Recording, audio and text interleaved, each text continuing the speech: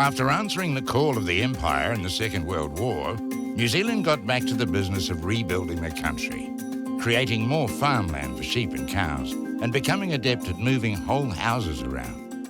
There were some high-tech projects as well, hydroelectric dams on the Clutha River.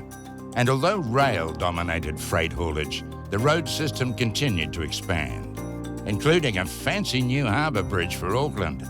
In fact, by 1964, Auckland's population had reached 500,000. They put on a big show, which included a parade of jolly good old British trucks of the day, which were showing their age. What was needed was some fresh legs on the transport front. The first Kenworths arrived in 1964. One of the earliest was Steptoe, who went straight to work as an off-highway logger. At that time, Kenworths came in from Canada, where they were respected as a tough truck, designed and built to deal with primitive roads in any weather, day in, day out. This also neatly suited tariff restrictions of the time, which favoured imports from other Commonwealth countries. The Australians were just as impressed with the Kenworth grunt and started manufacturing as well. In 1971, the first batch of Aussie Kenworths rolled off the assembly line, some bound for New Zealand. And the K100 series gave us a great platform for trucking livestock and general freight. Next came the W900 series with a classic long bonnet style popular in the logging industry.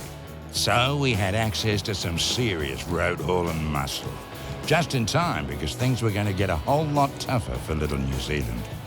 In 1973, the UK joined the European Union, which meant our cosy colonial butter export business melted away. Then the first oil crisis put pressure on at the fuel pump, and the fight with the state-owned railways monopoly on hauling freight long distance moved up a gear. The restriction had been stuck at 40 miles since 1961. The battle was on to get it out to 150 kilometres. Whatever the government decides, the glamour of the big trucks and the men who drive them seems to be here to stay. The big rigs were definitely here to stay.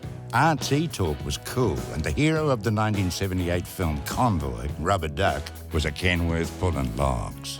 There might have been new road user charges and hubometers, but trucks kept doing the hard yards. Then in the 80s, the remaining rail restrictions were removed. Road transport had more than proven its worth. There were innovations galore, like the aerodynamic new T600 series, and truckies rather fancied themselves on the racetrack too. Pretty exciting though, exciting racing, very close racing. You could almost say like stock cars. The 90s saw further consolidation of the industry. Southpac trucks, backed by the Colonial Motor Company, became New Zealand's Kenworth distributor. The grand new T900 series was dubbed King of the Road. Plus, the K100 made the 6 o'clock news. The top truck has just been chosen. The K100 G8 wheeler meets increasingly stringent specifications for stock trucks. And TV star Lana Cockcroft even did a series on roading heroes. I always remember the stories that my dad used to tell me when I was really little. Perhaps that explains my fascination with the big rigs. So here we are, New Zealand in the 21st century, with some solid infrastructure and the old industries still going strong. Logging, in particular, helped with a new generation of off-roading C500 series units. Despite a few shakes, New Zealand is in pretty good shape, and the road ahead looks exciting.